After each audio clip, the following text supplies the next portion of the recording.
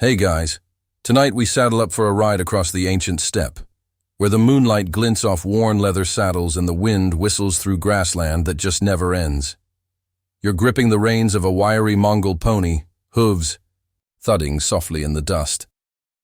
In the distance, flickers of firelight mark the next outpost. But it's still hours away, and the only thing keeping you company right now is the swaying silhouette of your satchel, and the increasing suspicion that your tailbone may never forgive you. You're part of the YAM, the Grand Mongol Postal Relay Network. And no, you didn't get into this for the dental plan. You did it because somebody has to carry official messages from Karakoram to the edge of the known world, and apparently, that somebody is you. Congratulations. So before you get comfortable, take a moment to like the video and subscribe, but only if you genuinely enjoy what I do here. And hey, drop a comment with your location and what time it is right now. Let's see how far this sleepy pony ride goes. Now, dim the lights, maybe turn on a fan for that soft background hum, and let's ease into tonight's journey together. You ride under a sky vast enough to swallow any idea of borders. It's quiet except for the rhythmic pulse of hooves and the occasional wheeze of your horse, which you've named, somewhat ironically, Speedy. The thing about being a relay rider in the Mongol Empire is, this is not a job you apply for because you love paperwork. This is about endurance, repetition, and an almost meditative acceptance that you might deliver a message halfway across Asia and never find out what it said. But the Empire? It depends on you. The messages you carry, rolled scrolls wrapped in waxed hide, might be royal orders, troop movements, or just petty arguments between bureaucrats who don't realize how far you're riding with their complaints about missing grain shipments. Historians still argue whether the Mongol YAM system was truly the fastest communication network before electricity. But out here, in the saddle, with the cold air scraping your cheeks and a saddle sore blooming somewhere you'd rather not name, you believe it. Because this isn't a job, it's a machine, and you're one of its galloping cogs. The grass smells faintly sweet under the horseshoes. Somewhere behind you is the last relay station, a lonely outpost with a low thatched roof and two grizzled men who smelled of mutton and paranoia. You switched horses there, handed over a receipt carved into birch bark, and galloped out with a fresh canteen and a lump of cheese that could double as a doorstop. Now it's just you, your thoughts, and the unspoken rule of YAM riders. Don't open the scroll. You can guess what's inside, of course. You saw the wax seal, a falcon. That usually means military business, which means it's definitely above your clearance level. Not that the Mongols had HR departments, but you get the feeling cracking. A seal would get you reassigned to shovel duty in the Gobi. There's a certain peace that settles into your bones after hours on the road. Not boredom exactly, just stillness. The kind that makes you start talking to your horse, then apologizing to it. The stars above you are absolutely brilliant tonight. They scatter like spilled grain, and you're pretty sure you just spotted the same constellation the last guy used to navigate to Baghdad. Or maybe he just got lost and made it up. Hard to say. You pause on a small ridge to give Speedy a break. Your fingers ache. The wind cuts across your back like a knife forged entirely of sarcasm. Somewhere, a wolf howls. You try to look unimpressed. Behind, you, the Mongol heartland. Vast, rolling, always watching. Ahead, who knows? Another station, maybe. Another pair of tired eyes handing off the next stretch like a cosmic baton. Genghis Khan, bless him, probably never rode this particular leg of the route himself. But he did create it, at least the framework. This wasn't a casual innovation.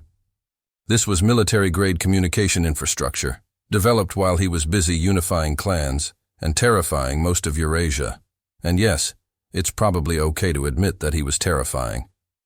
The man once sent a messenger with the heads of an entire diplomatic party in a sack. That's not just bad PR. That's a whole new level of unsubscribe. But in contrast to his reputation for chaos, the YAM was order. Strict, methodical, punishing. Each station, spaced roughly 25 to 30 miles apart, was stocked with fresh horses, food, and occasionally, surly hospitality. You didn't ride the whole message journey yourself. You were just one horse in the relay.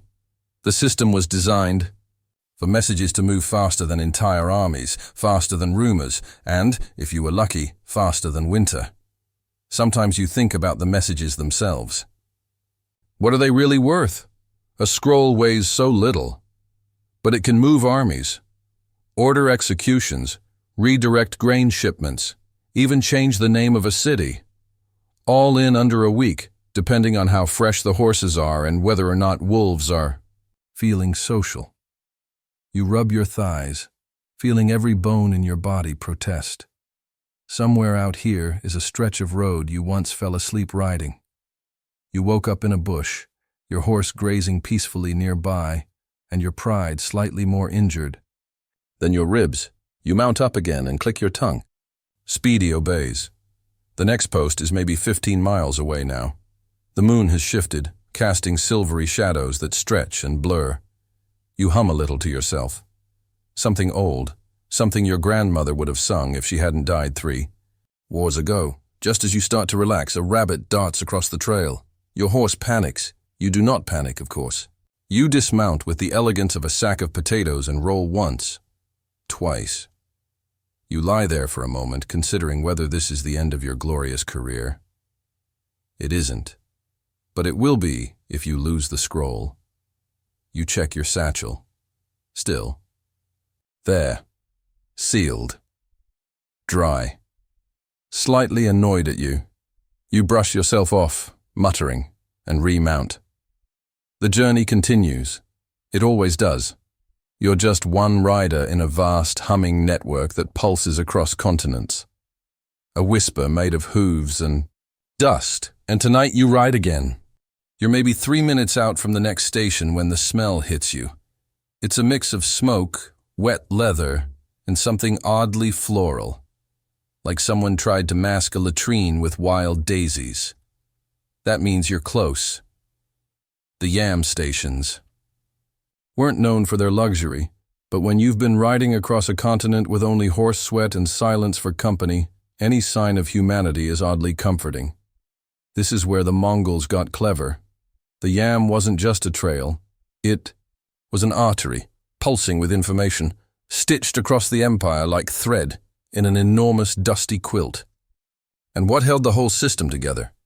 No, not fear. Logistics, stations, or urtu, were the spine of the operation. Without them, you'd just be a guy on a horse getting steadily lost in Kazakhstan. And these weren't thrown together. Huts either. Many were permanent structures, staffed by officials who maintained stables, tracked arrivals and departures, and occasionally muttered things like, "You again?" under their breath when they saw your face. Some were little more than yurts next to watering holes.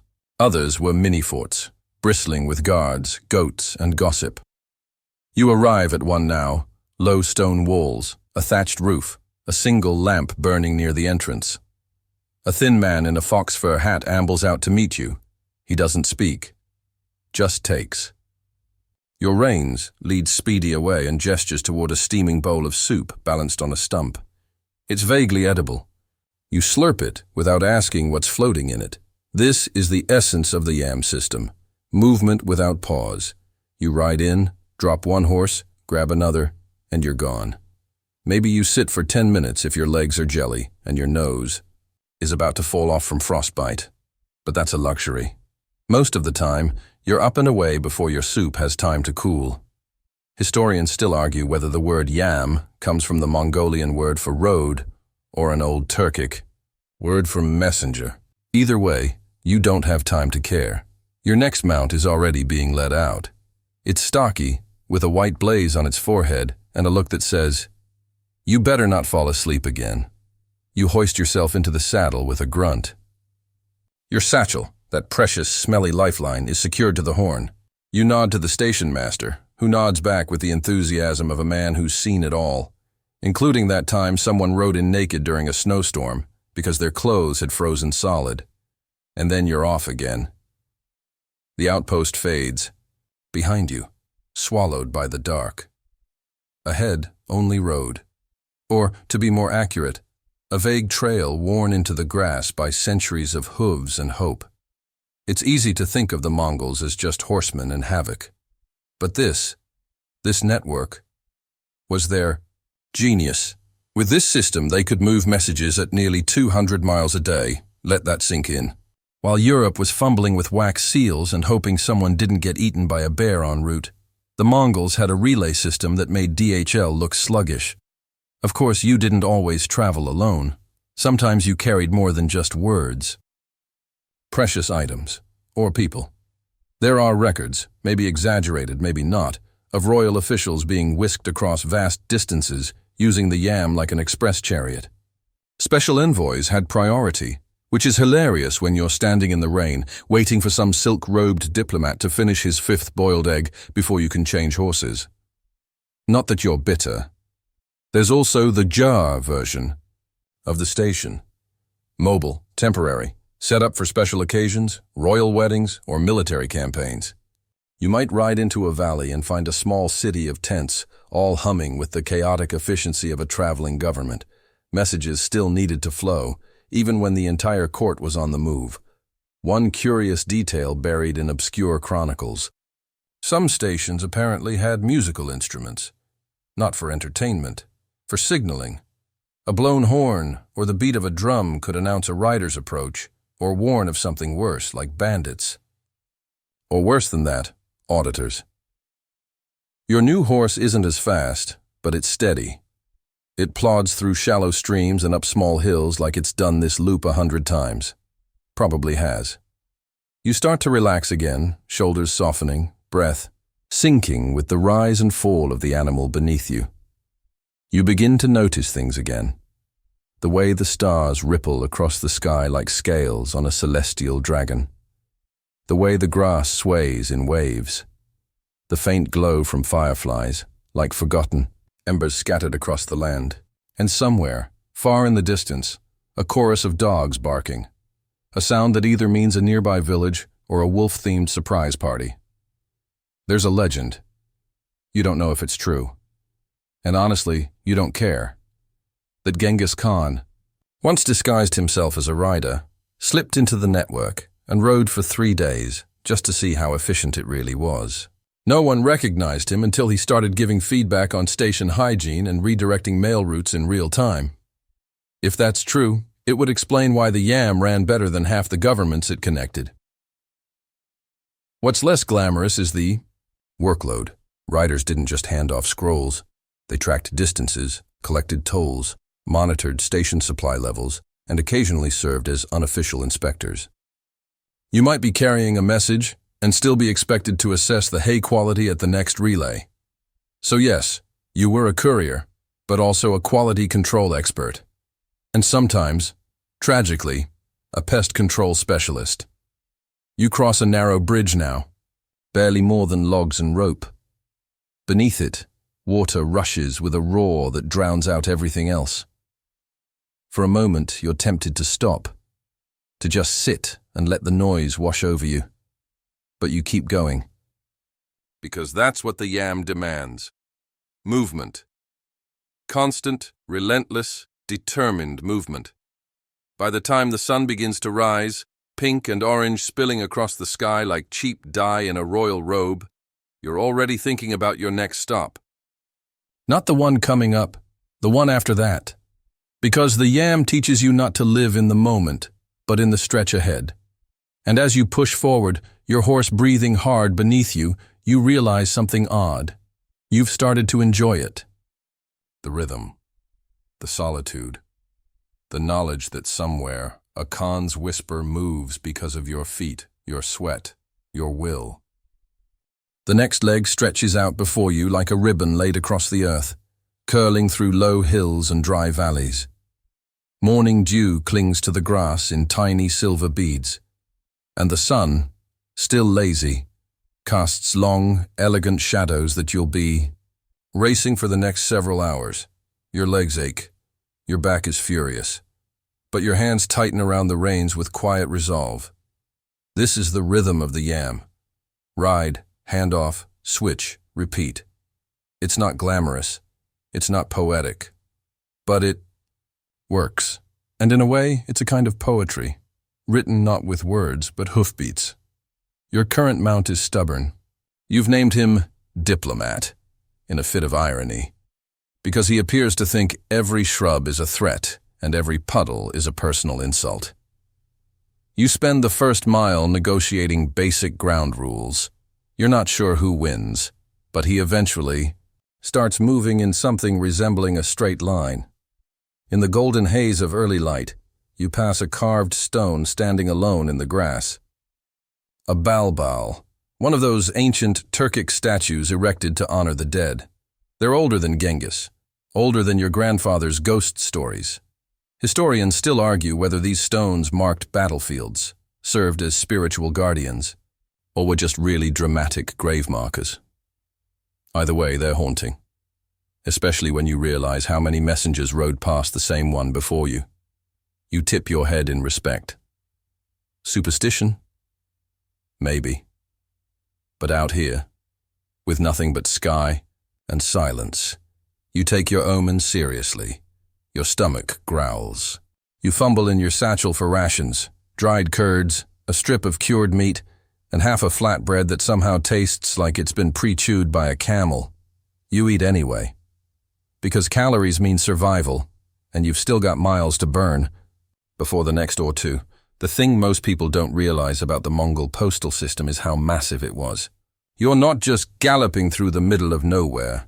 You're on one of the arteries that connected a supercontinent. The Yam stretched from the Pacific to the Black Sea, with side routes leading to India, Persia, Russia, and even little outposts, deep in China's craggy mountain passes. Imagine building a postal system that covered 9,000 kilometers and doing it in an era when the concept of overnight delivery meant surviving a snowstorm. The logistics. Mind-boggling. Estimates suggest there were around 1,400 relay stations, each stocked with up to 200 horses. Do the math, and you're talking about an empire-wide system powered by more than 250,000 horses at its peak. That's more hooves than you can even mentally picture. Unless you've had a recent concussion. These weren't just postal stations. They were the skeletal structure of the Mongol administration. Taxes were collected here. Travelers registered here. Spies were planted here. And of course, officials passed judgment here. Once, a careless courier who dropped a scroll in a river was sentenced to scrub horseshoes for 6 months, barefoot, in January. As you ride, you spot another rider in the distance, headed toward you. He's bent low, racing his horse hard. As you pass, there's just enough time for a nod, a flash of understanding. You don't know him. You'll probably never see him again. But you're part of the same pulse, the same breath of this massive organism. There's a little-known quirk of the system, the gerej, a passport of sorts, issued by the Khan himself. It was a metal plaque stamped with the seal of imperial authority. Flash one of those and doors opened. Horses were handed over, meals provided, no questions asked. It was the medieval equivalent of VIP access, only instead of concert tickets, you got fresh meat and the occasional bed that wasn't made of dirt. Of course, that meant counterfeits were a thing.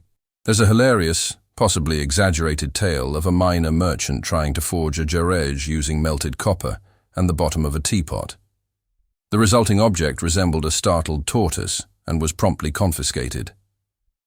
The man, allegedly, reassigned to manure management in Siberia. Your horse begins to wheeze slightly. Nothing dangerous, just that whiny huff that means it's about done with your nonsense. You scan the horizon, spotting the low, squat shape of the next station. It looks promising. Smoke curls from a chimney. A flag flutters lazily in the breeze, 3 stripes of color, identifying this outpost as part of the military-administered corridor to the west. You press your heels gently. Diplomat picks up the pace, snorting as if to say, "Fine, but I'm telling the Union." You gallop in, dismounting with a practiced twist. The attendant, a young girl barely taller than your saddle, grabs the reins and whistles once. Out trots your next ride. a mare with intelligent eyes and a twitchy ear. You give the station logbook a quick glance. A Persian trader came through 3 hours ago. Left a pouch of figs as payment for something. You pocket one. It's probably fine. The mare is named River, according to a small tag looped around. Her bridle. She smells like sagebrush and ambition. Good signs. No rest this time. You're behind schedule, thanks to Diplomat's early performance art. You sling your satchel over the new saddle horn, toss back the fig, and ride. You're entering the wind belt now, where the grass flattens like silk under an invisible hand. Gusts batter your ears. Sand skitters across the road. You pull your hood tighter, but it's a losing battle. The wind out here could peel paint off a yurt, if yurts had paint, which they don't. So mostly it just peels dignity. You ride hunched, focused. The mare finds her rhythm quickly. The miles blur, and for just a moment, you imagine the scroll in your bag is a love letter. Not orders, not taxation reports, not some general yelling in bureaucratic cursive. Just someone, somewhere, pouring out hope and fear and longing onto parchment, and trusting that a stranger on a horse will carry it safely to another soul. It's a nice thought. Maybe you'll write one yourself someday. Maybe not. For now, the road calls, and you answer. You're halfway through a gully when the mare stumbles, not a full fall, just a lurch, the kind that makes your stomach briefly audition for escape. She recovers, snorts, and continues like nothing happened. You pat her neck, whisper something. Reassuring, half comfort, half threat. The yam doesn't tolerate delays, and a rolled ankle could mean more than just a late arrival. It could mean your next bath will be in a ditch, next to the horse that failed you. Still, you keep going. Because that's what the system demands. Relentless motion. But even the most oiled system isn't immune to trouble. The Mongol Postal Network, for all its genius, had weaknesses. Terrain was one. You could build relay stations every 25 miles, but you couldn't flatten mountains or dry up rivers on command. In the high passes of the Tian Shan, some routes were only open during summer. Even then, snow could trap a rider for days, or forever. The system had emergency provisions in place, caches of supplies buried at certain points, hidden beneath marked stones or twisted trees. You'd heard stories of riders digging up these caches with numb fingers, praying for dry tinder or a packet of sour cheese. Another problem? Humans. Even in an empire built on discipline, not everyone followed the rules. Station masters sometimes cut corners. Horses would be underfed, supplies skimmed, messages delayed.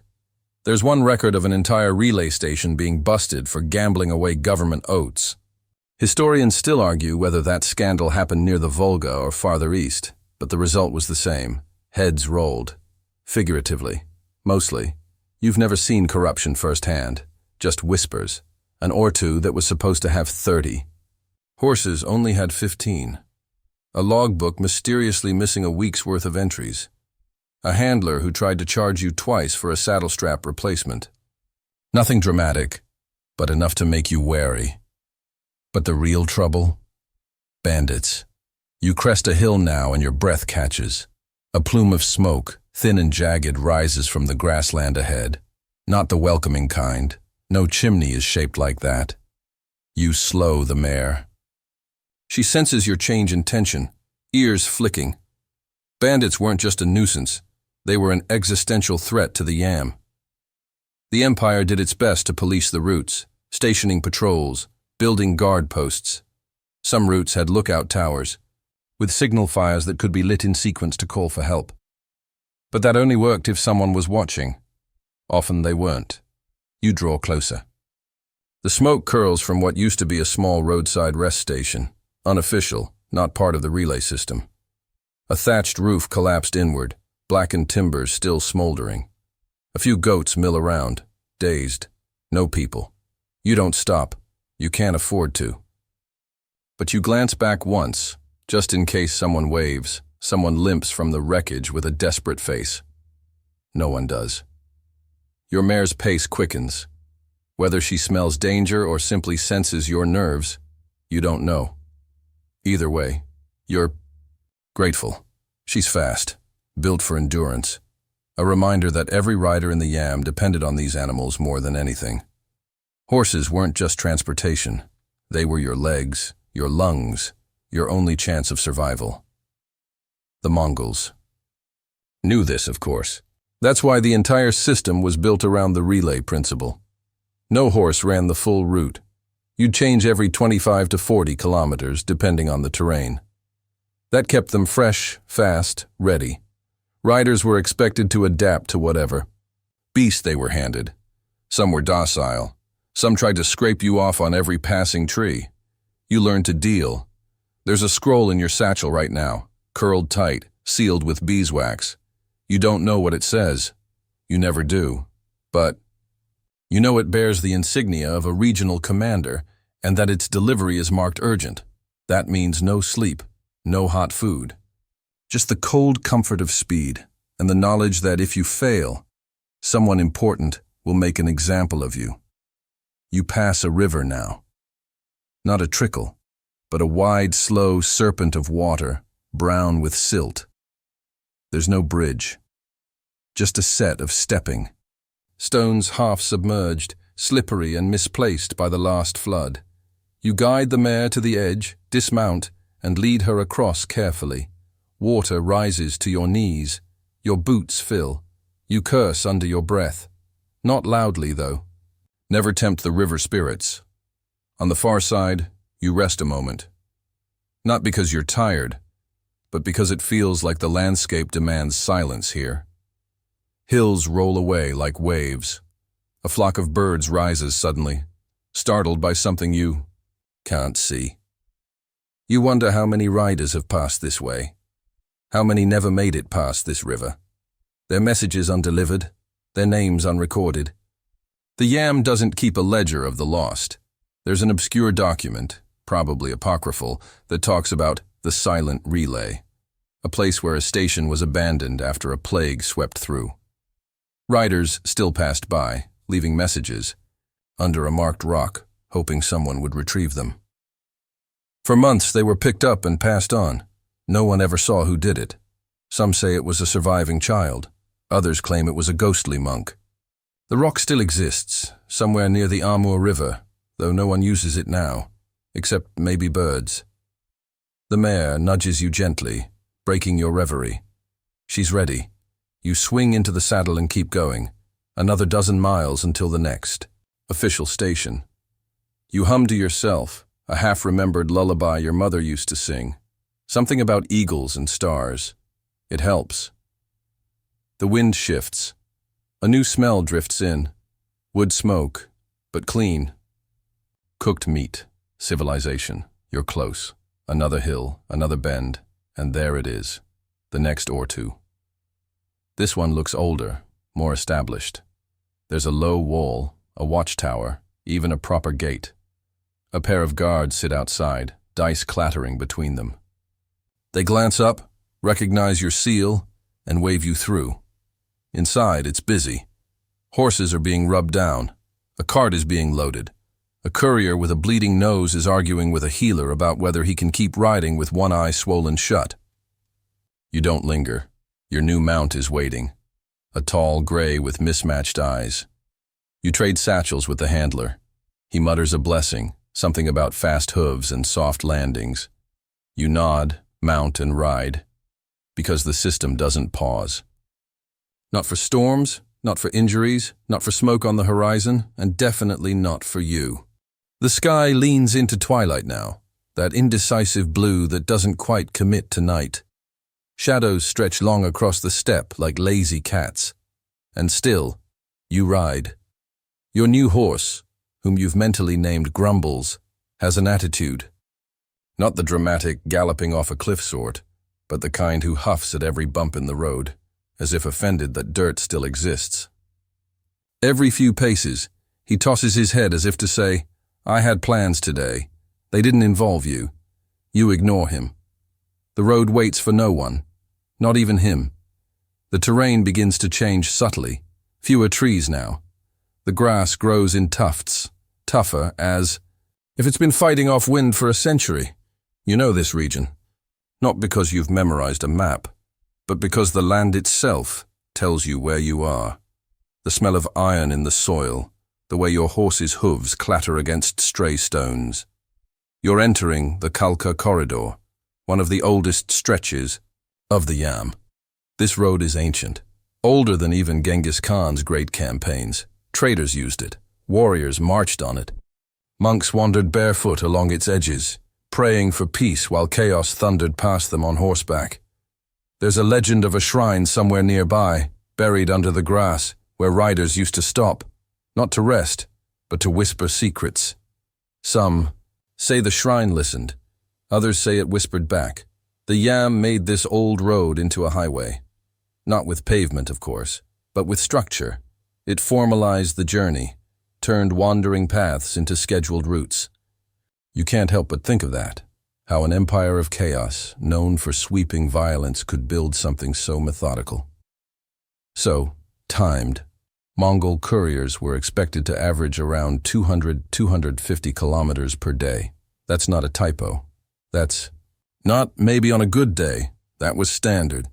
You've heard of a few couriers, heroes really, who pushed 400 kilometers in 24 hours. They didn't sleep, barely ate.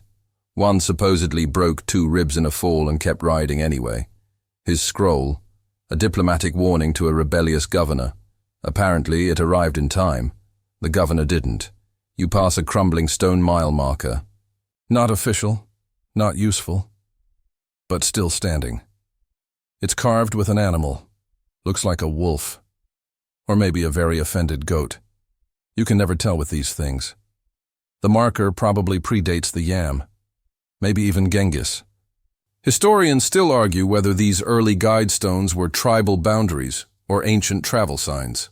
Either way, it's a reminder. You're riding through history, whether you know the names or not. Grumbles stumbles on a loose patch of gravel, nearly dumping you into a bush. You both recover your dignity, though yours takes longer. You curse, softly, then laugh at yourself. You haven't spoken to another human in hours. Just mutters to the wind, whispers to the horse, and a full-blown lecture to a tree that looked too smug. Loneliness, they say, was the second most dangerous part of the Yam. The first being, of course, death. But loneliness crept up quieter. Out here, where the world is so big and you are so small, your own thoughts start to echo too loudly. To fight that, riders told stories. Even when alone. They'd whisper legends as they rode, of blue wolves and sky spirits, of ghost armies riding the clouds. You find yourself slipping into that habit too, muttering half-remembered tales, not because you believe them, but because it keeps your mind company.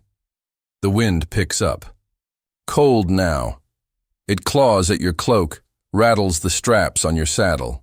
In the distance, you see lightning, far off, but it sketches the horizon in jagged white lines. You know better than to race it. Better to reach the next station before it reaches you, and there it is. A faint glow just over the next rise. The ore too. This one's large, an elite hub, you realize. Bigger than most, probably built to serve high-ranking envoys. You ride in at a trot, trying not to look like you're limping. You hand over the reins to a handler who's already half asleep and muttering to his own elbow. Inside, you're granted something rare. Hot food. Not great food, but hot. Stew of indeterminate origin. Root vegetables boiled to submission. You eat with one hand, the other still holding your message satchel. You never put it down, not even to sleep, especially not here, where someone could mistake it for a trade parcel and accidentally send it to a different province. That happened once. The fallout included a demotion, a duel, and one very confused goat herder receiving a scroll that declared him the new governor of Khorasan. A room is offered. Simple. Mat on the floor, blanket of camel wool. You decline. Too risky. Sleep is tempting, but delay is dangerous. You swap horses instead. Your next mount already saddled, a glossy chestnut with white knees, and an expression of mild judgment. Before leaving, you glance at the station wall. Riders sometimes carved messages there, tiny markings, barely noticeable unless you knew where to look. A crude sun, a scratched arrow, a code among couriers, warnings, blessings, jokes. You add your own, a tiny spiral. Your mark. It means you pass through, alive. You ride again. Your new horse, let's call him Scholar, moves like he's memorized every bump in the road. Smooth, fast, efficient. You make good time. The wind howls now. Dust bites your cheeks. You pull your scarf higher, eyes narrowed. It's miserable. But the scrolls don't care. There's another oddity of the Yam most people forget. The system wasn't just for messages. It also moved intelligence, secrets, maps, a spy's note tucked into the lining of a pouch, a warning scribbled in lemon juice, only visible over heat. There's a story of a courier who smuggled an entire coded message inside a horse's hoof, scratched, into the iron shoe itself. A blacksmith found it by accident and nearly fainted. As you ride into the night, the stars begin to assert themselves.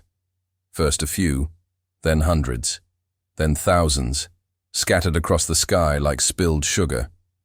There's no moon yet, just stars and silence.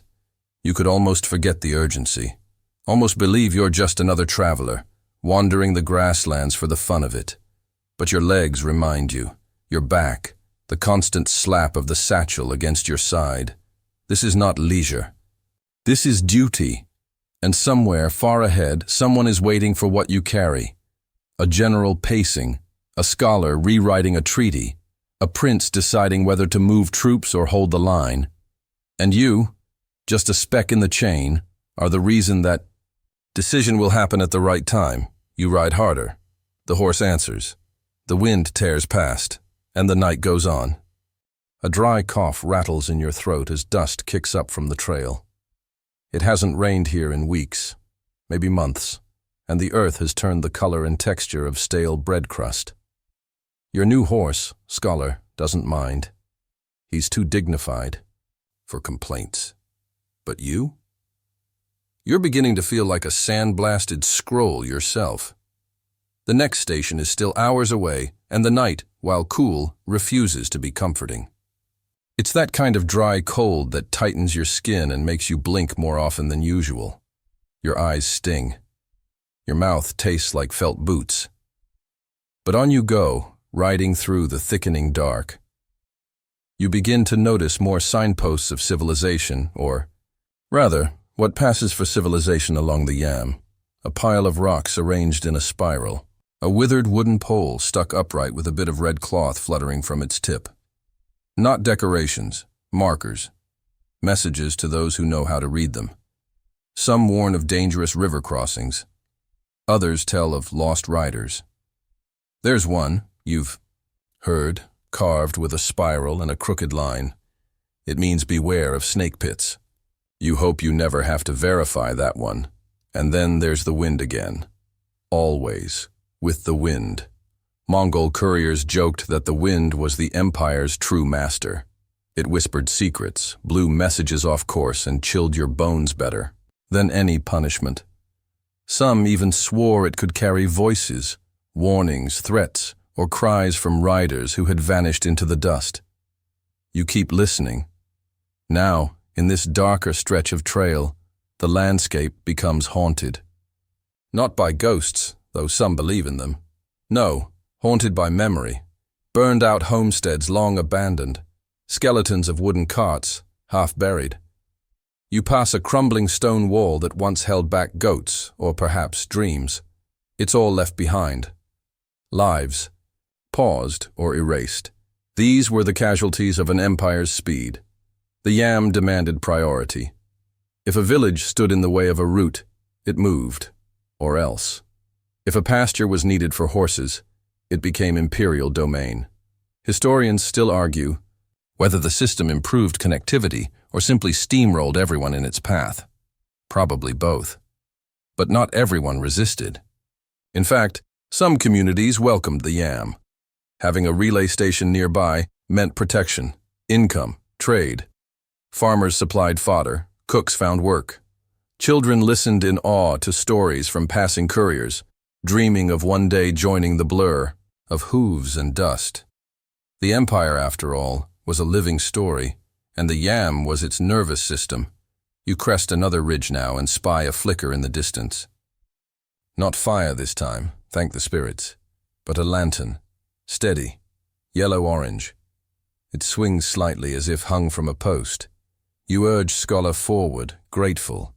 You need water, and more importantly, you need a break, even if it's only long enough.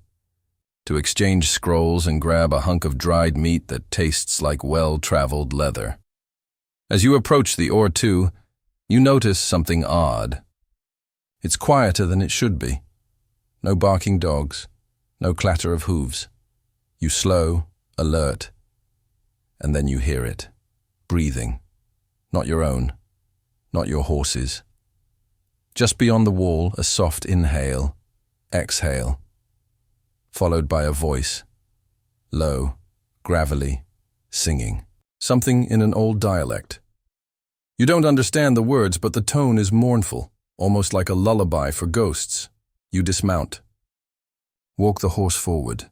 A figure steps into the lantern's circle. A woman, older, maybe 60, deep lines but a steady gaze. She nods at you, as if she expected you 5 minutes ago. You're late, she says. Her voice is rough, but not unkind. Wind's been against you. You smile, sheepish. Scholar doesn't care about wind, you say. She snorts. Inside the station, really just a single long room with 3 sleeping mats and a stove that puffs a lazy line of smoke. You do the usual handoff. She checks your seal, marks her ledger, hands you a fresh satchel, heavier than usual. It's not just scrolls, she says, noting your arched brow. Maps, sealed, for a captain near Karakoram. You nod. No questions. Riders don't ask what they carry.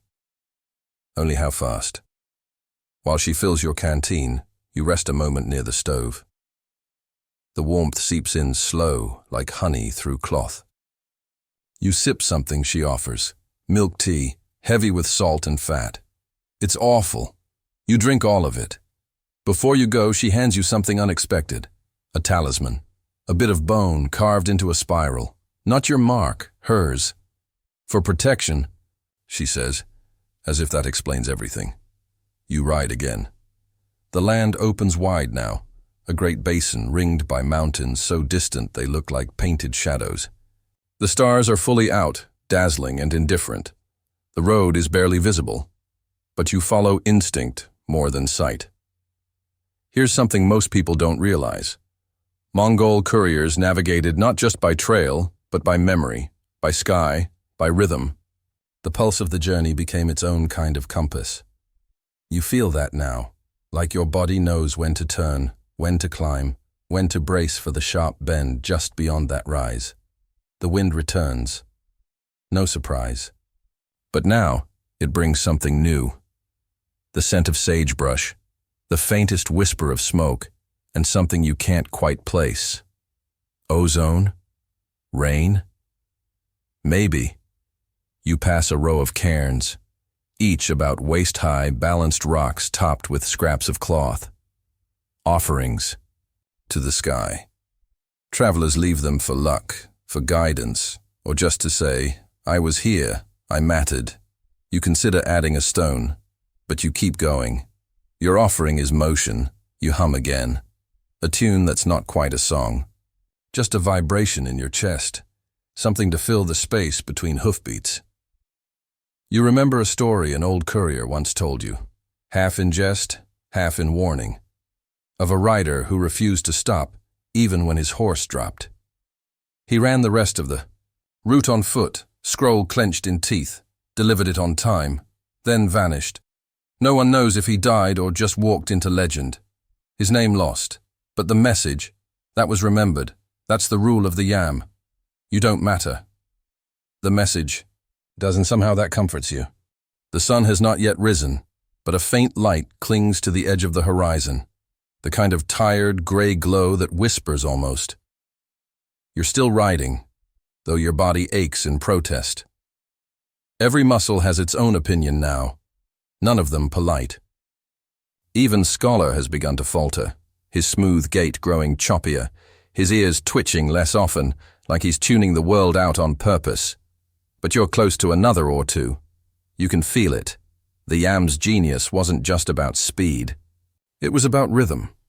The relay system didn't rely on a single superhuman rider muscling through thousands of miles. It relied on flow, dozens, hundreds of couriers moving in coordinated waves, like a bloodstream. You were one drop, important, but only because you were moving. In the distance, the station rises, a squat wooden structure near a bend in the river. This one is older. You can tell from the smoke-blackened walls and the way it leans slightly, like it's had enough of this nonsense. The horse handler doesn't even look up when you arrive. He waves vaguely at a post where a fresh horse is already waiting, pawing at the dirt as if it knows it's next. Inside the station, a young boy, no older than 12, is sweeping the floor with theatrical apathy. He glances at you, then returns to his very important battle with the dust. The station keeper, an older man with one eye and a belly like a grain sack, gestures for your pouch. You hand it over, and while he examines your seals, you stretch in slow, aching increments. "You're early," he grunts. "Maybe 2 hours ahead of the next line." That surprises you. Scholar deserves a pat, which he gets, with minimal enthusiasm from both of you. While the keeper updates his log, you wander briefly outside. The river nearby is low, barely more than a stubborn creek. You crouch, splash water on your face. It's bracing, or to be more accurate, a cold slap to the soul. But it wakes you up, just enough. There's something serene about the station's surroundings, quiet in a way that feels intentional. Even the birds keep their gossip to themselves. The land here is flat, but framed by the suggestion of hills in the distance, like a parent watching from a safe distance. You remember reading that Genghis Khan himself passed through this very route once, maybe even this exact station. Not as a conqueror, but as a traveler. Some believe he used the Yam not just for governance, but for listening, for understanding his own empire. Historians still argue whether he rode in disguise to test the loyalty of his people or simply to avoid the fanfare. Either way, the idea of the world's most feared ruler slipping through these quiet backroads is oddly charming. Back inside, the keeper hands you a new satchel, smaller this time. West wrote, "Military priority, keep it dry." You don't ask what's in it. Could be troop instructions. Could be a feather wrapped in silk with someone's favorite proverb. The Yam carried all things: news, threats, weather reports, marriage, proposals, even insults so eloquent they had to be hand-delivered. There's a story you heard once about a scroll sent by a Mongol general to a rebellious city. It read simply, "We know, you will too." That's it. No armies moved. The city surrendered the next day. Sometimes timing was the deadliest weapon. You mount your new horse, leaner, taller, with the eyes of a creature that's seen too much and plans to see more. You call him Diplomat. He moves like he has somewhere better to be. As the sun begins to finally peek over the hills, the land ahead transforms. Grassland gives way to rocky rises, not quite mountains, but hills with ambition. The trail narrows, weaving between formations that look suspiciously like giant sleeping beasts. You duck once as a hawk swoops overhead, scanning the earth for breakfast. Not you, hopefully. The air grows drier, crisp, almost clean. You breathe deeper, and for the first time in hours, your thoughts don't feel like a sack of wet laundry. Just as you're starting to feel human again, your stomach growls, an obnoxious reminder that you've eaten nothing solid in too long. You reach into your side pouch and pull out a hard biscuit. It's the consistency of regret, but at least it doesn't smell like camel this time. You chew slowly. The rhythm of the horse, the crunch of dry bread, the distant call of something wild. It's almost meditative. Almost. Because just as you start to relax, Diplomat snorts. Hard. He freezes mid-step, ears pinned forward. Something's ahead. You scan the path. Nothing obvious. But there, just around the bend, a broken cart. Left at a bad angle, one wheel cracked, the canvas covering torn. No sign of people. You dismount, approach carefully. The air shifts. You hear buzzing, flies. There's blood. Not a lot, but enough. A few drops on a rock, a trail leading off the road. You've heard stories about raiders ignoring the yam's protection. Rare, but not impossible. Most knew better. The punishment for interfering with imperial couriers was, let's say, enthusiastically unpleasant. But sometimes hunger, greed, or desperation overruled fear. You check the cart. Empty. Probably looted. Maybe abandoned in a hurry. Your fingers hover over your pouch. You could report this at the next or two, or you could follow the trail, just to see, just to understand. You decide against it. Your job isn't justice, it's delivery. You mark the cart with a simple symbol, 3 lines crossed, which signals danger ahead to other riders. Then you mount up, whisper to Diplomat, and keep moving. The trail narrows again. Cliffs rise on either side now, not high enough to threaten you, but close enough to funnel the wind into a low, moaning tune. You ride through it like passing through a throat. Ahead, a wooden post rises, a relay marker. 1 more or 2 to go, before the next major hub. Then, possibly, a real bed, or at least a horizontal surface that doesn't move. As the morning light thickens, you see riders in the distance. 2 of them coming from the opposite direction. Both carry the long staffs of official couriers, painted red and black, capped in iron. One of them raises a hand in greeting as they pass. No words. Just a nod.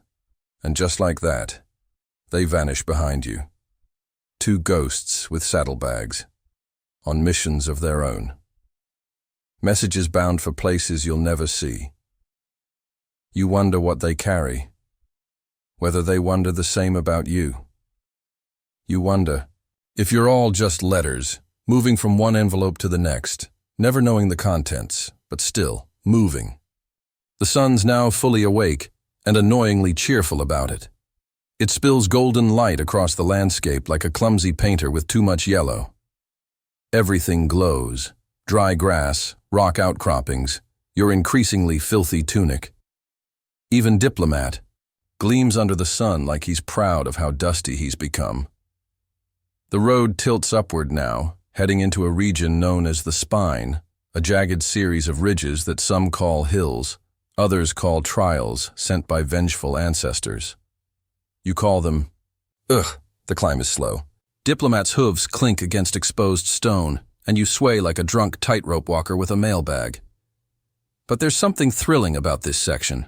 It's isolated, sure, maybe even dangerous, but it's also the kind of terrain that tests the system. If the yam could function here, in these crooked stretches where birds second-guess their flight paths, then it could function anywhere. That's what made it so terrifyingly efficient. At its peak, the Mongol Postal System spanned from Korea to Hungary, linking cities, commanders, spies, tax collectors, and bored nobles who liked to exchange poems and insults. All of it rode the yam. Historians still argue whether it outpaced later European systems in reliability or just raw coverage. But what's not debated is this. The yam worked, and it worked better than it had any right to. You pause to let Diplomat drink from a trickling spring. The water bubbles from between 2 rocks, cold and so pure it tastes smug. You drink too, splashing your face again for good measure. The landscape smells like lichen and old sun. Up here, everything feels thinner. The air, the trail, your excuses. As you climb, your mind drifts to one of the odder stories from the yam's history. The case of the copper tooth. According to legend, a courier in the Ilkhanate, Mongol Persia, was found with a single copper tooth embedded in his mouth. No one knew why. Some said it was a coded message, a way to identify agents carrying the most sensitive information. Others claimed it was a prosthetic-turned fashion statement. The truth? Unknown, but one version of the story insists that if you whispered the right phrase into the tooth, it would unlock something. What exactly remains delightfully vague. You shake your head, chuckling. It's ridiculous. But you check your teeth anyway. You round a bend and finally reach the ridge's crest. The view makes you forget your legs for a moment. Below you sprawls a wide valley, cradled by lazy hills, with a ribbon of river curling through it like a silver thread. Smoke rises in the distance, thin vertical lines that suggest cooking fires, not chaos, a village maybe, or a large ore too. And just before that, nestled beside a cluster of trees, a structure gleams. It's a larger station, one of the elite hubs spaced farther apart than the standard relay houses. Think of them as the post offices of their time. If your local post office also served stew, repaired saddles, and knew how to amputate a toe. You steer Diplomat down the slope, his pace quickening as he senses both food and the possibility of flirtation. He's eyeing a mare in the pasture already. As you approach, a boy rushes out with a water bucket. He throws a glance at your pouch and barks. High priority? You nod. He disappears before you can answer. The inside of the station is bustling. A cook is ladling something brown and vaguely edible into bowls while a scribe furiously copies a letter with the kind of pen, grip that suggests deep emotional trauma. Two other riders nap in a corner, their boots still on, mouths open. One snores like a kettle with feelings. The station master greets you with a nod. She's tall, severe, and missing the tip of her nose.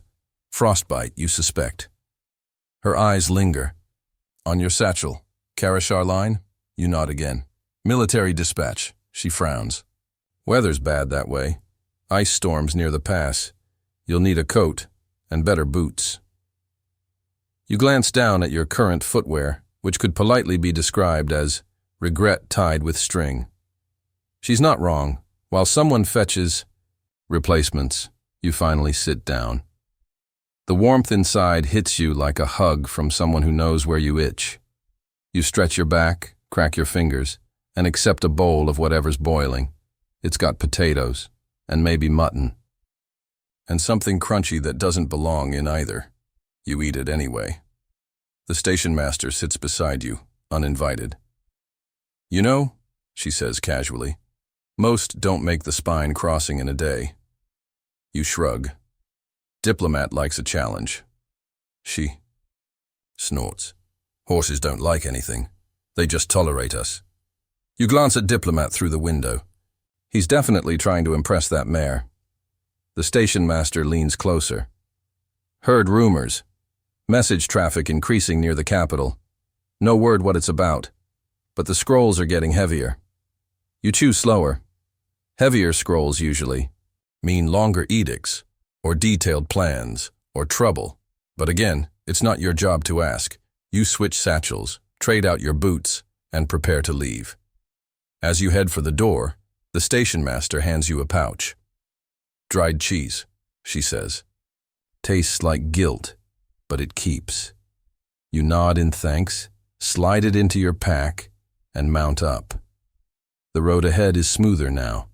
Not easier, just different. The land begins to flatten as you exit the spine, and the wind becomes less chatty. It still murmurs through the grass, but without the sharpness of the ridge winds. More like a suggestion than a scream. You feel your body adjusting, anticipating the next stretch. The yam does that to you. It gets inside your joints, your rhythm, your breathing. You begin to think in segments, in distances between posts, in how far a scroll can travel before the sun drops. And as you ride, you spot something unexpected. A turtle, right in the middle of the road. Ancient, determined. Going nowhere quickly, you slow, step around it, and offer a nod. Sometimes the slow things last longest. The road stretches ahead now like a lazy thought. Fewer turns, fewer bumps. The sky has gone a gentle sort of blue. the kind that looks like it's been washed too many times. Diplomat moves with practiced ease, his hooves quiet against the packed earth. Your new boots squeak with every shift, which ruins your mysterious rider aesthetic, but at least your toes are warm. You try not to miss your old boots too much. They were awful, but they were your awful. You pass a low stone marker, just a lump really, with some half-faded scratches in it. Mongol script, but old, uneven. Probably left by a courier long before you. Some historians think these little roadside etchings were a kind of postal graffiti, messages only other yam riders could understand. Rain ahead. Avoid the northern ford. Or perhaps something less noble, like, don't trust the stew at Station 42. There's a lot we still don't know. Scholars still argue whether these markings were standardized codes or just bored riders carving poetry for passing goats. Maybe both. But one thing's certain, the yam left traces. Even when it was invisible, it was everywhere. Your next destination is one of the old administrative capitals, Karakoram, or at least the ashes of what once was. The original Karakoram had been a marvel. Paved roads, religious buildings for multiple faiths, and of course a central yam hub built like a palace. At its height, it was a city meant to impress the known world.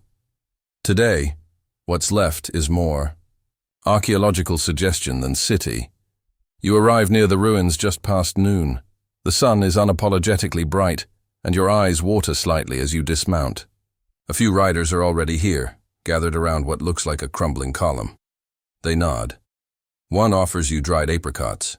You accept, because apricots are never not a good idea. There's something weirdly quiet about this place.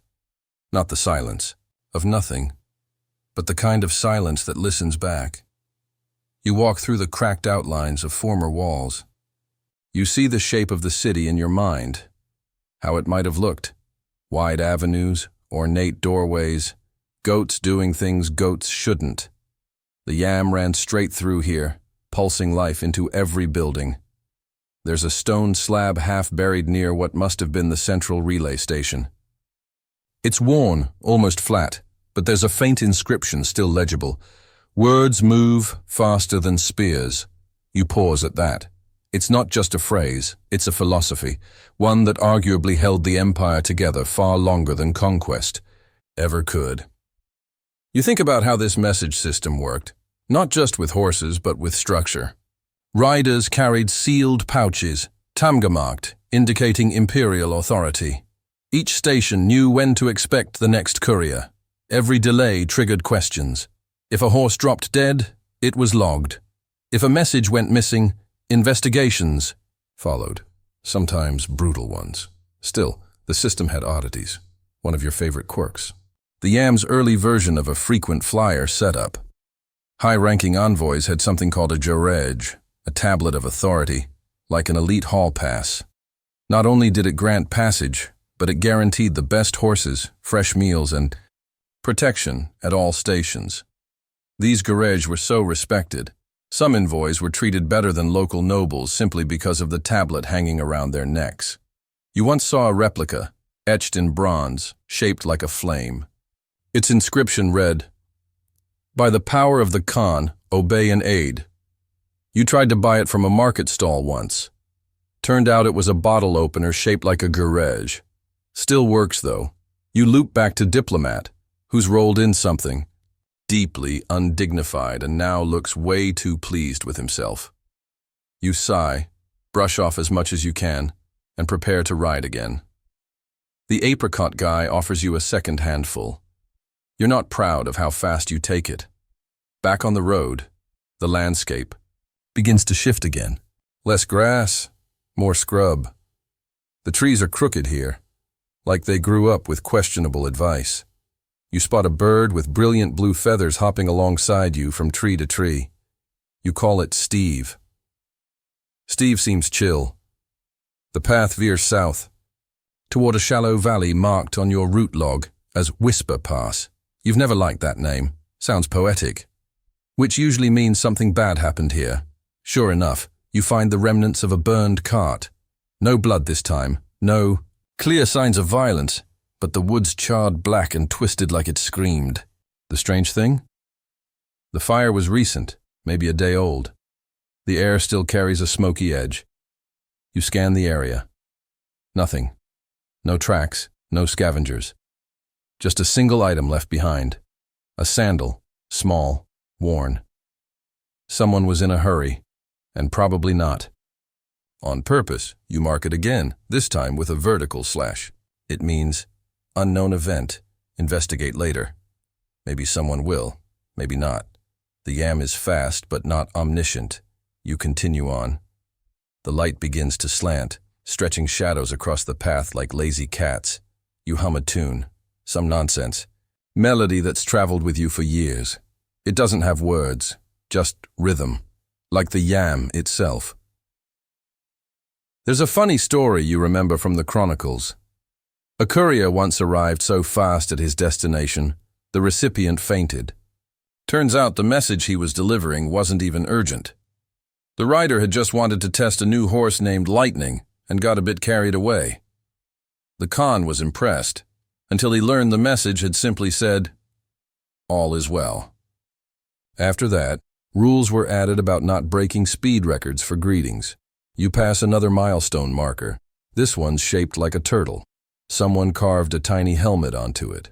You laugh. You don't know who keeps doing this, but bless them. As twilight begins to unroll like a blanket, you reach the outskirts of a small settlement. Not an or two this time, a real town. Traders, children, animals with more personality than sense. You ride past a row of yurts, the smell of stew and dust hitting your nose like a love letter from the earth. A woman waves. You nod back. Then, you see it, a station flag just beyond the village square. You've made it to your next waypoint. Inside the station, it's quiet. The keeper is asleep, mouth open, dreams loud. You check the ledger yourself, log your arrival, swap your pouch. The satchel this time is heavier. Feels like books. You think of the phrase again, words move faster than spears. Sometimes they move heavier too. Night falls without asking for permission. It just arrives, soft and unapologetic, like a cat curling onto your chest, daring you to move. You're back on the trail now, just past the village with the good apricots and the loud dreams. The moon is a shy sliver, barely enough to see by, but your eyes adjust. You're used to this. You could ride half asleep, and sometimes do. The yam doesn't pause for moon phases or mood swings. Diplomat knows the rhythm too. His gait slows a little, but it's steady. The scent of burning dung wafts through the air from distant campfires. There's a strange comfort in it, like the empire itself is breathing nearby. Ahead lies one of the more legendary stretches of the yam, the silent corridor. It's not marked on maps, but everyone in the system knows it. It's where riders stop talking. Even the horses get weirdly quiet. No singing, no joking, no yelling at the sky. Just hoofbeats and the occasional crunch of gravel underfoot. Why the silence? Well, that's the mystery. Some say it started after a royal courier vanished there. No struggle, no theft, just gone. Others claim the area was once a battlefield so soaked in blood, even the grass won't gossip. Historians still argue whether the corridor was superstition, code of conduct, or an early form of postal meditation. Whatever the reason, when you enter it, your voice stays in your throat. So now, you ride in silence. It's not scary exactly. More heavy, like the air's full of unspoken thoughts. The trees lean in like they're eavesdropping. Every branch that creaks sounds like it's whispering your name with a cold accent. Even Steve the bird, your semi-imaginary avian companion, stops hopping alongside you.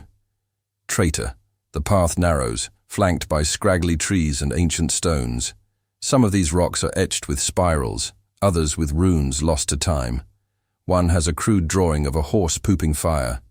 Interpret that how you will. You pass a stone arch, barely standing, its top half cracked and missing. Still, it frames the road like a gate into somewhere not quite real. You duck your head as if out of respect. The yam doesn't demand much from you, but in the silent corridor, it demands your hush. A few miles in, you reach a lone way station. Smaller than most. Just a square building made of tightly packed clay and wood, surrounded by low stone walls to keep the wolves honest. No lights. You knock softly. A moment passes. Then, the door creaks open. The keeper is ancient. Not old. Ancient. Her face looks carved. Her hands tremble slightly. But her eyes are sharper than yours ever were. She doesn't speak. Just nods. Holds out her hands for the pouch. You give it over. She weighs it in her palms like it's full of secrets. Probably is. Then she disappears inside and returns with a small token. A carved disc of bone, etched with the image of a galloping horse. It's not standard, but you know what it means. You're being trusted with something that can't be put in ink. Great! She points toward the far path, then closes the door. Not a word exchanged.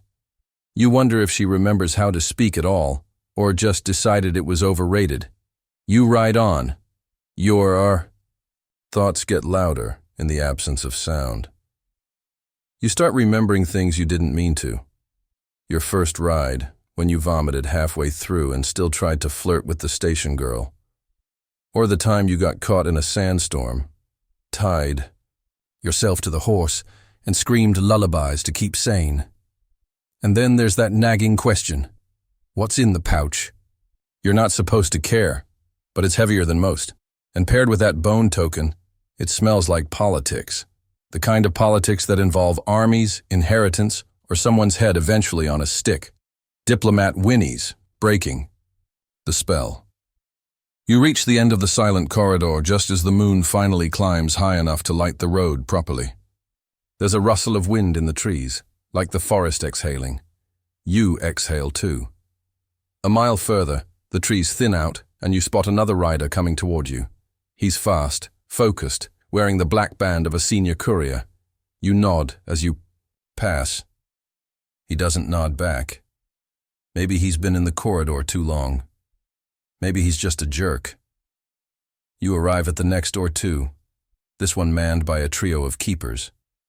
They're eating fish stew and laughing way too loudly. You walk in like a ghost. Among party guests, one of them looks up and blinks. Corridor run, huh? You've got the spooky eyes. You smirk and sit down. The stew tastes better than it smells. That's a rare surprise. You learn the keepers here used to be performers, musicians, dancers, even a former stage sword fighter. One of them shows you a trick where he balances a ladle on his nose. Another juggles potatoes. The yam finds people from everywhere. You sleep on a straw mat under a half-broken roof. Rain taps the edge of the shingles, then gives up and leaves. In your dreams, the bone disc glows softly and murmurs names you've never heard. You wake before dawn. No one else is stirring. You saddle up and slide the pouch back across your chest, the bone disc tucked beneath your tunic like a second heartbeat. As you ride away, you look back only once. The yam moves forward. So do you. But you can't help wondering how much of yourself you've left behind on all these roads. The world wakes slowly, like it's not quite convinced it wants to. A silver mist clings low across the plains ahead of you, draping everything in a gauzy veil that makes the landscape feel unfinished. You ride through it like a brushstroke, smudging the stillness. The birds begin their tentative warm-ups, each one trying to remember how to bird after a long night. Steve, ever loyal, returns with an indignant chirp and promptly poops on a rock. Nature's way of saying good morning. You're back in open terrain now, the sort of land that feels too vast to be just geography. The yam crosses it boldly, its path visible only to those who've ridden it often. Worn earth here, a weathered post there, a cairn of stones that might as well say, "You're going the right way, keep doubting yourself." As you ride, you start to notice the rhythm again. Not the one in your legs or in Diplomat's hooves, but the deeper pulse of the yam itself. Every courier has felt it. It's a quiet pressure, like being nudged by invisible hands in the small of your back. Not pushing, just reminding. You glance down at the pouch, still there, still heavy. You tell yourself again, you don't want to know what's in it. But you do. Oh, you do. Curiosity on the yam is a disease, and every rider gets infected at least once.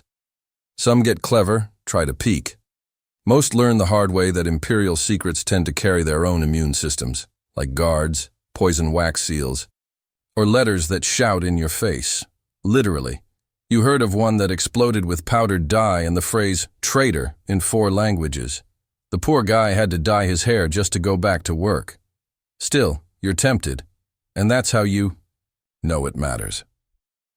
The road veers gently toward a series of low hills, rolling mounds like sleeping giants with back problems. This section of the yam is known as the 7 Backs. Each hill is said to house a fallen warrior, though no one agrees whose warriors. Some say they were Mongol heroes. Others whisper they were enemies buried under the guise of honor. Historians still argue whether these hills were naturally formed or shaped deliberately by early builders of the system, camouflaged graves or simply wind-worn earth. Either way, they make for eerie company. You dismount at the 4th back, a tradition among riders. No one really knows why, you just do. You stretch your legs, sip some sour milk from a goat hide flask, and stare at the sunrise slowly clawing its way up the horizon, like it had too much to drink last night. The silence is thicker here, not quite the hush of the silent corridor, but more contemplative. Like the land is holding its breath for news, and you are the news. You remount and ride down the 5th hill, eyes alert. This stretch is known for its irregularities, which is a yam term for you might encounter things that shouldn't exist. You once passed a man juggling burning pine cones by the roadside, just juggling, not asking for anything. Another time, a group of naked monks chanting in a spiral. And once, a goat wearing what looked like a tiny saddle, very smug about it. Today, you spot movement. A rider approaches from the north. His mount is lean, grey-flecked, fast. You squint. He's wearing a wide-brimmed hat that hides most of his face, but the scarf wrapped around his shoulders bears a faded crest, one you recognize from your earliest days in the system. A retired master courier's badge. He slows, and you do too.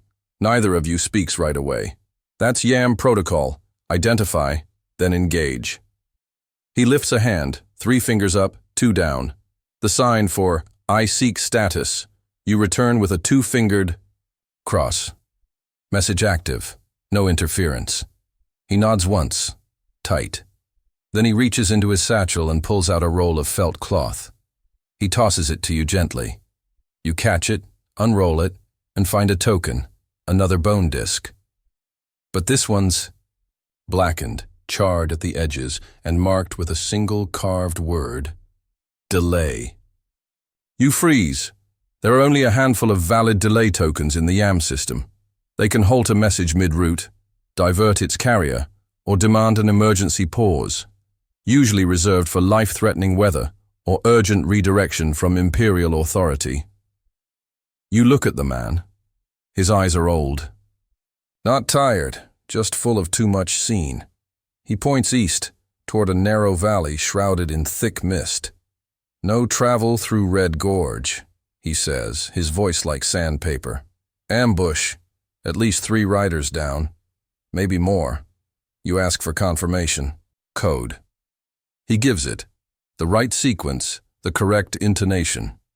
You believe him, and now you're in the rarest of YAM positions, unsure of your next move. Technically, you should wait for confirmation from a higher relay, but that could take hours. And the gorge lies directly on your current route. If you go around, it'll add nearly a day. If you go through, you risk losing the message, and possibly your neck. You weigh it silently. He watches. Then he says, if you delay, go to Black Nest Station. They'll reassign routing. Use the token. They'll know. You nod slowly. You don't like it. But the YAM isn't built on like. It's built on trust and speed. And today, trust wins. You re-secure your pouch, tuck the charred token into your satchel, and wheel Diplomat eastward, off the main road. You can almost hear the yam itself grumbling in protest, but you whisper a rider's mantra under your breath. Better delayed than dead. As you pass the 6th and 7th backs, you feel them watching you. Not with eyes exactly, but with that same weight the hills have always carried. Like they know the burden of decisions made too fast or too late. The valley to the northeast is quieter, safer, and painfully slow. The terrain is spongy, and Diplomat hates it. You promise him extra oats and probably lie. A few miles in, you cross a stream so clear you can see every pebble. You pause to let him drink. While he laps noisily, you stare into the reflection.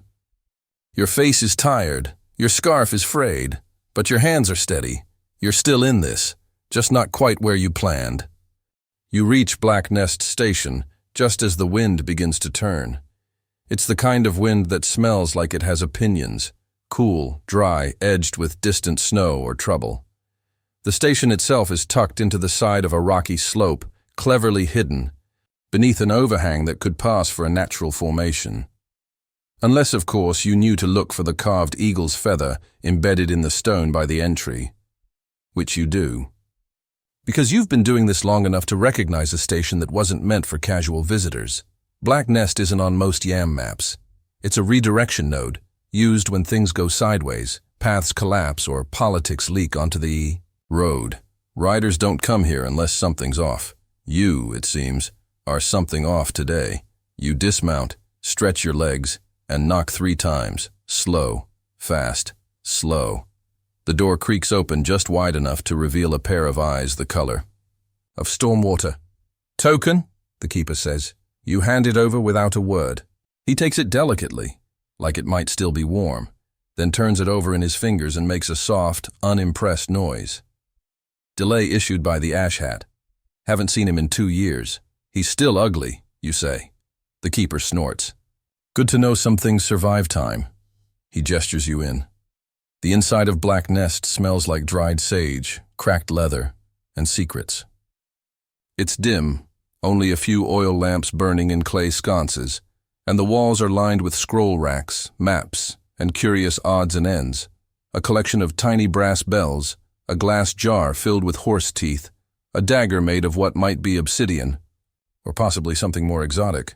The keeper, who introduces himself as Batu, waves you toward a bench. Let me guess. High-priority pouch, rerouted, and you didn't peek. You nod. Good rider, he says. Or very boring. You shrug. Can't it be both? He takes the pouch and sets it on a low wooden table, then begins boiling water for tea like he's about to perform surgery. You watch the steam rise and try not to yawn. Batu opens a ledger, flips through pages with ink so dense it looks like the words might drip off the page. He hums to himself, then grunts. You were bound for Red Gorge. Intercepted mid-route. Message still viable. I'll... Coda reroute. He takes out a long, thin stylus and begins to etch markings into a strip of treated birch bark. It crackles softly with each press. You realize he's writing your new path. Not with letters, but with directional glyphs, a kind of courier shorthand that predates even Genghis Khan's unification of the system. Historians still argue whether the glyph language originated with the Mongols or if it was borrowed from earlier nomadic systems. Either way, Batu's fingers move like a dancer's, fast and sure, mapping your next stretch with the precision of someone who's probably redirected messengers during snowstorms, battles, and weddings gone dramatically wrong. Once finished, he rolls the bark and hands it to you. Your detour takes you past Ashstone Ridge. It's trickier terrain but faster than circling south. You'll cross 2 rivers. One you can wade. The other might require creativity. You raise an eyebrow. He shrugs. The yam isn't all ins and stews. Sometimes it's mud and curses. Diplomat grunts from outside as if to underline that statement. Before you leave, Batu reaches into a drawer and pulls out something curious. A little carved charm, no bigger than your thumb. It's made of dark wood and shaped like a twisted bird wing. For protection, he says, handing it over. Not from enemies, from choices. You don't ask. You just tie it to the strap of your satchel and nod. The road from Black Nest is rougher, narrower, and lined with stones that seem to be waiting for an excuse to sprain your horse's ankle. But Diplomat is careful. You follow the etched bark map like a treasure hunter, checking the angles of distant peaks and counting the turns of the river bends. By midday, you're halfway up Ashstone Ridge.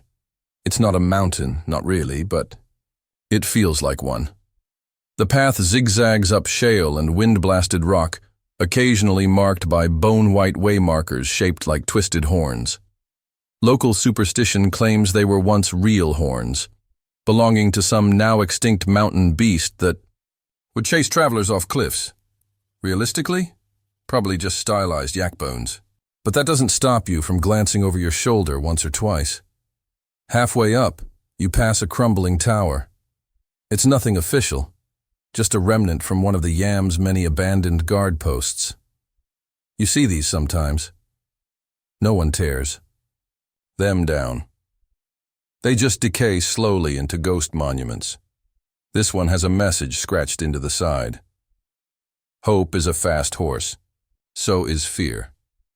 You pause, run your fingers over the words, then you move on.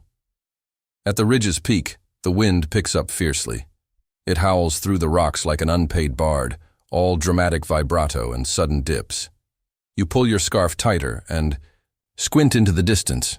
You can just make out the river Batu warned about, a silver slash across the green below, moving fast, wider than you like.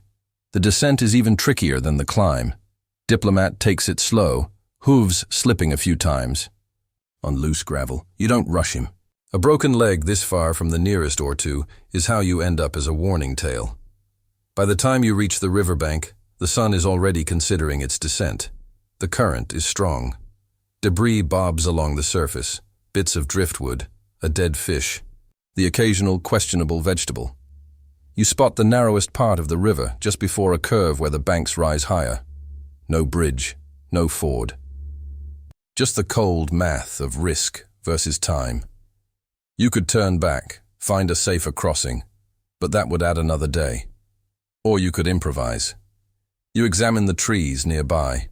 A few long branches, some thick rope in your satchel, a handful of prayers, and questionable knots. An hour later, you fashioned a rope harness around Diplomat's chest and created a makeshift guideline across the river using a large stone and some sheer stubbornness.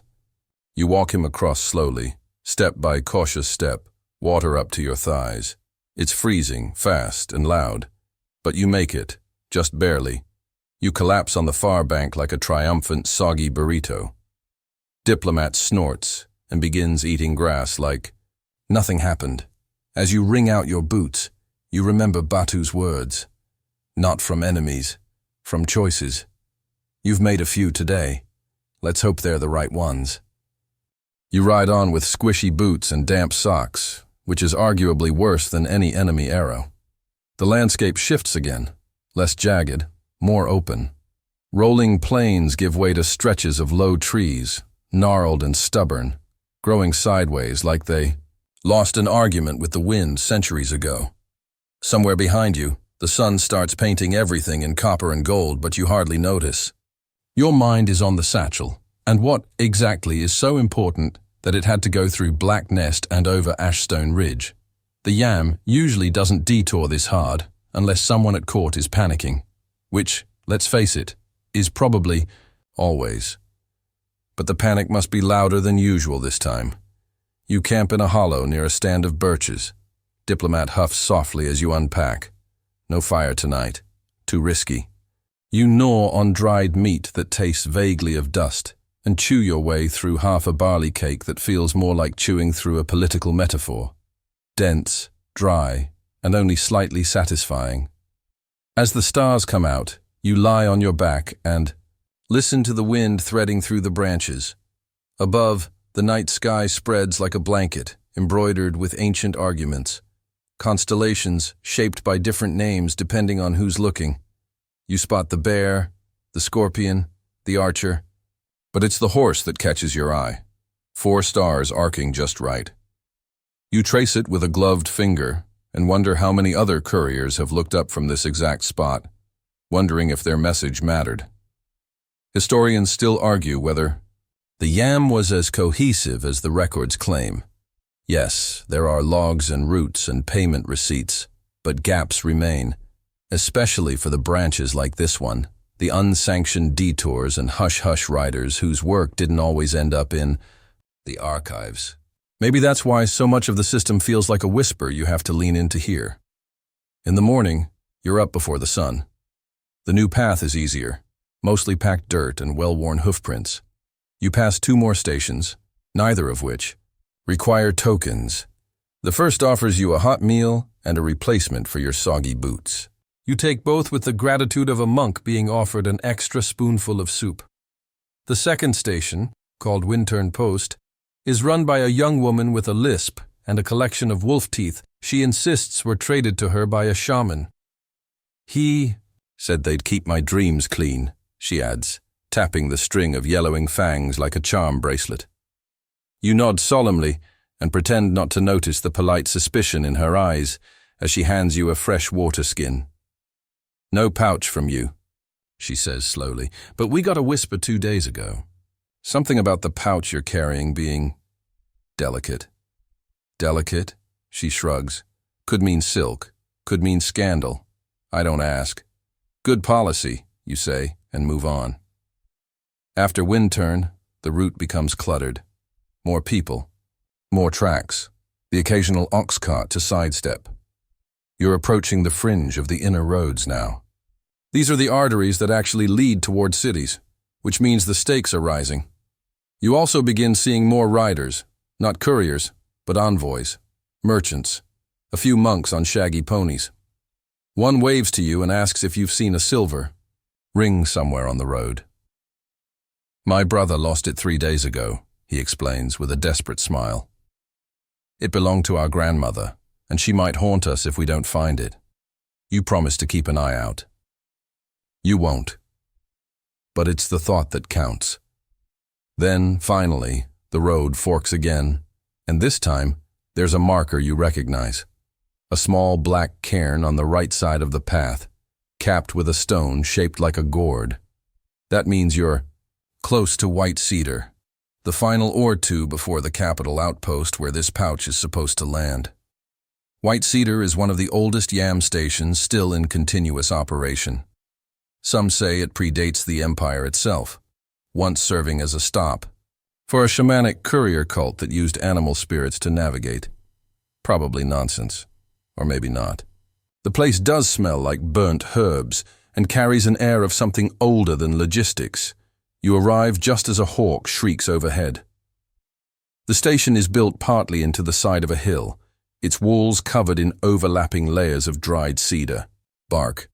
You tie Diplomat to a post carved with script so faded it's almost unreadable. A station assistant, barely old enough to grow a beard, runs up and salutes you with a jerky enthusiasm that screams, "My supervisor is watching." "Welcome to White Cedar," he says. "Please state your name and pass mark." You give both. He nods, then squints at your pouch. "That's the pouch, isn't it?" You nod again. He whistles low. "They told us to expect it, but not to touch it. They also said if the rider seemed agitated, we should offer tea." "I'm not agitated." He looks at your boots. "You're also not dry." Fair point. You follow him inside. The place smells of cedar, ink, and horse sweat. The walls are lined with records, shelves stacked with courier logs dating back generations. A few other riders lounge on benches, cleaning their gear or napping with the kind of intensity only fatigue can teach. One of them has a tattoo of Genghis Khan on their calf, smiling and winking. The station master, a wiry man named Orgui with hands like bird claws and eyebrows that move independently of each other, greets you with what might be mistaken for joy. "You made it," he says, patting your shoulder with a hand that feels like sandpaper wrapped in cotton. The pouch? You hand it over. He takes it with such reverence that it might as well be a newborn. "Good," he murmurs. "Good." He walks it back into a sealed chamber behind a curtain made from horsehair and iron charms. You aren't invited. You don't ask. Instead, you're offered tea. Again. It's made from steeped juniper and something that tastes faintly of regret. You drink it anyway. While you sip, Orgui returns. You'll rest here. Diplomat, too. New orders arrive tomorrow. Until then, you are not to leave the station. You raise an eyebrow. There are eyes, he explains. Not all of them friendly. Yar. Nod. He nods. The wind outside makes the cedar walls creak like an old man trying to sit. You settle onto a bench, finally able to let your shoulders drop. The message is out of your hands. The next phase. That's someone else's problem. But you can't help wondering what was so delicate, so urgent, that the entire road had to fold itself around your path. You stare into your tea and think about wolf teeth and carved charms, about rivers with no bridges and whispers that never made it into the logs. The yam always moves forward, but not always in straight lines. Sleep doesn't come easy in White Cedar, not because it's loud, quite the opposite. The silence here is just too complete, too deliberate, like the walls are listening or remembering. You lie on the narrow bunk, staring up at the rafters, made of thick cedar beams. They smell sharp, medicinal, almost holy.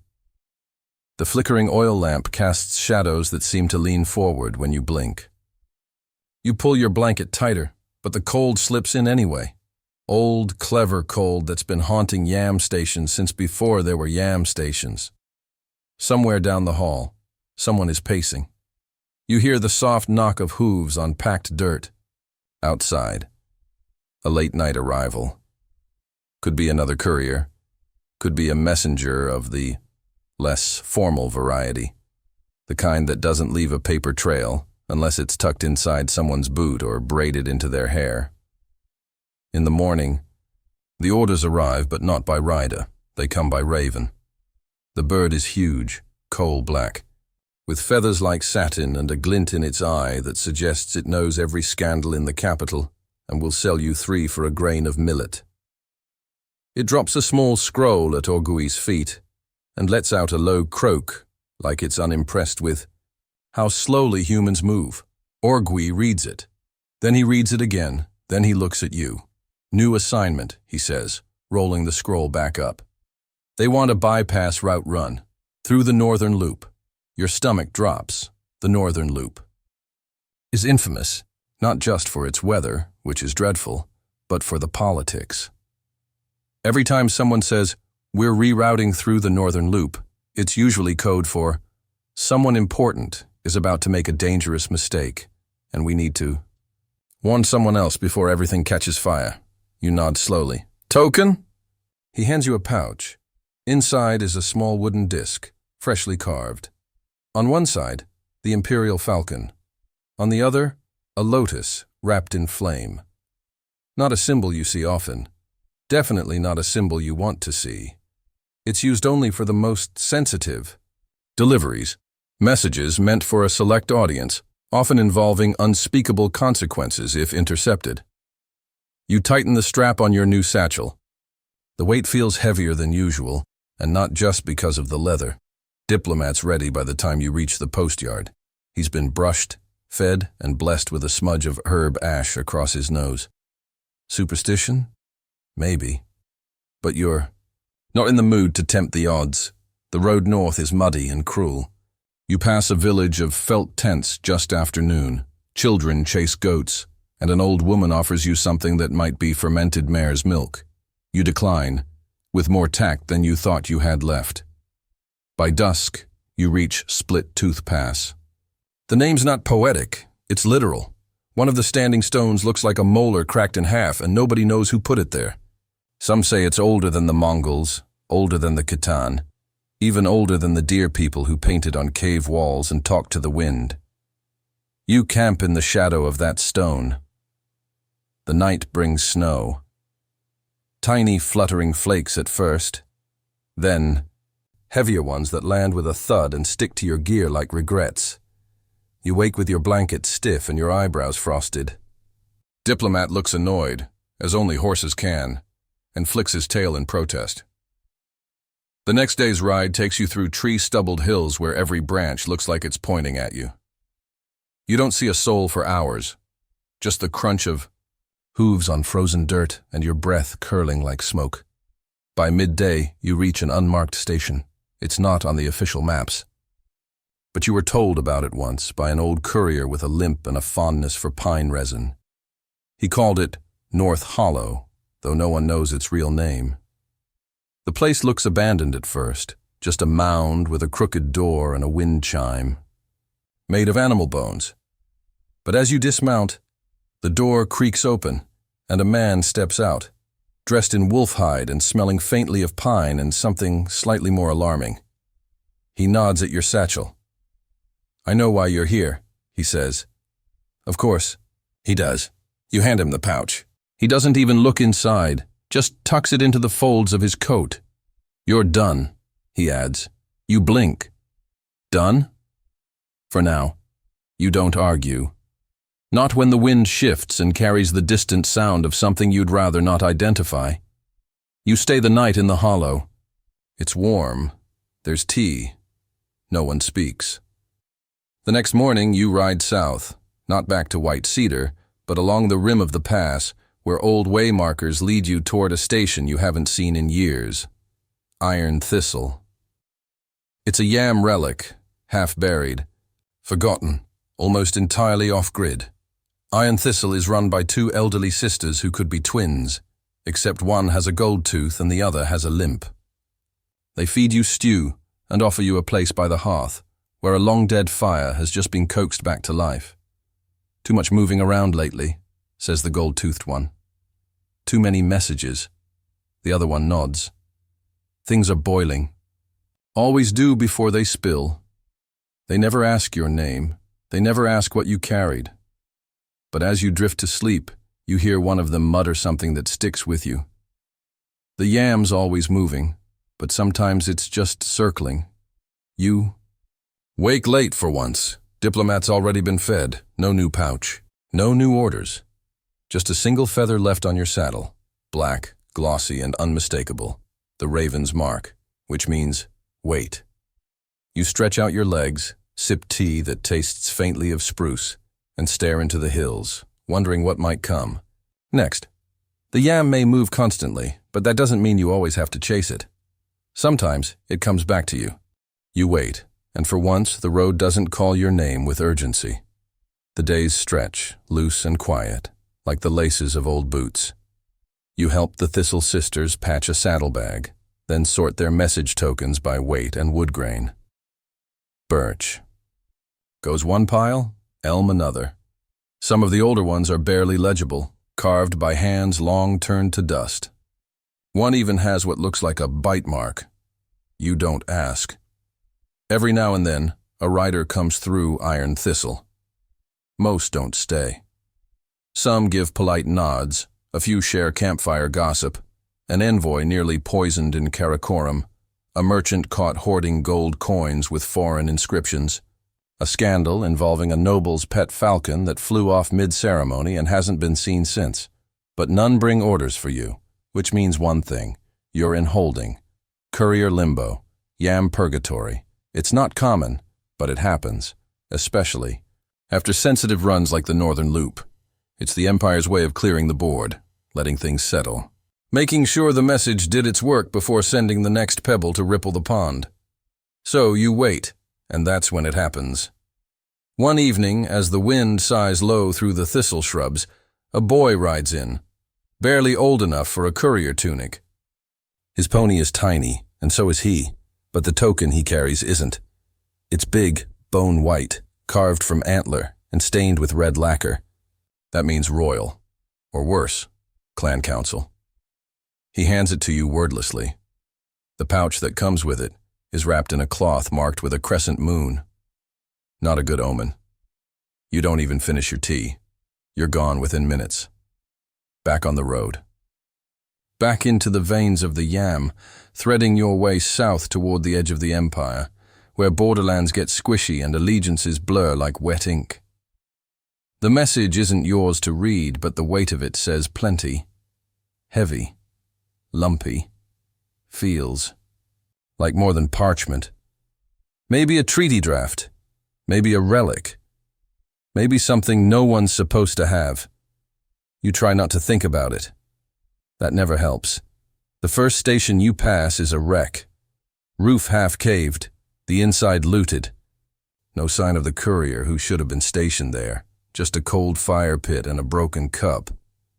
The yam's not infallible. It breaks sometimes. And when it breaks quietly. You report it at the next stop, where a stern woman with a scar shaped like a comma listens carefully, then nods once. It's happening more, she says. Station's going dark. You ask why. Too many messages, not enough truth. Cryptic, but not wrong. You press on. At the next door too, you're warned about a checkpoint ahead. Not YAM-sanctioned. A rogue unit, militia or mercenaries. No one's quite sure. They've been stopping riders, asking questions, and sometimes not letting them go. So you detour again. This time, it's through Dry Valley, which is about as inviting as it sounds. Dust chokes your throat. The sun feels like a frying pan pressed to your forehead. You spot a lizard the size of a wine bottle, and swear it winks at you. At the far end of the valley, you find a bridge made entirely of old cartwheels lashed together with rope. It sways, it creaks, it sings in the wind like it's telling you to turn around. You cross anyway, because that's what the yam does. It keeps going, even when the path makes no sense, even when your horse starts giving you seriously glances, even when the last station is a pile of ash and charred roof beams. Yes, that happens. A burned station.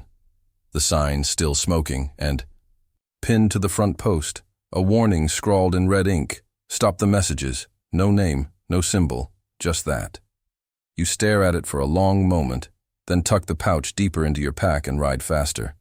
Because that warning wasn't for you. It was for the message, which means it matters. Historians still argue whether the Mongol YAM network was used purely for logistics, or if, in its later years, it became something more conscious. A living network of information, adapting to threats, rerouting around.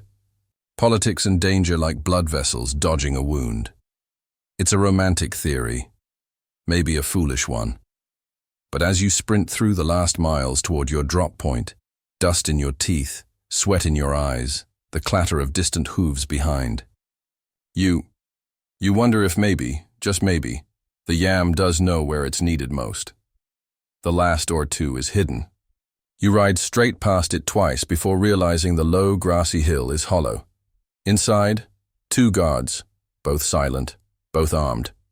One takes your token, the other takes the pouch. No questions. You're handed nothing in return. No new assignment. No pay marker. Just a simple, chilling phrase. You are released. It means you're off cycle, out of play, at least for now. You mount Diplomat again, who snorts like he saw that coming, and turn back toward the open steppe. No route, no schedule. The sky stretches forever, pale blue bleeding into gold, and for once, you let the reins go slack. The yam will find you when it needs you again. So now, just let it go. All of it. The dust, the frostbitten fingers, the endless clatter of hooves, the pouch you never got to open, the messages that changed lives in silence. It all fades, like the last embers of a campfire, curling into ash and twilight. The road softens. The world narrows to the sound of your breath and the hush of the wind in tall grass. You're no longer a courier. You're not even on a horse anymore. You're floating, in a way. Not flying, just drifting on a breeze that knows where to go even if you don't. And maybe that's enough. The yam always moves forward. But now it rests. And so do you. No more frost on your collar, no more bark tea and chipped cups, no more gravel in your boots. Only softness now. the kind of softness you only find after pushing too far, too long, and finally letting yourself stop. Let your muscles unwind. Let your shoulders uncoil. Even your thoughts begin to slow, stretching like silk in warm water. The last thing you hear is a raven's wings slicing the sky, just once, then gone. Even the messages are quiet now. Everything is soft and safe and done. Sleep well, traveler.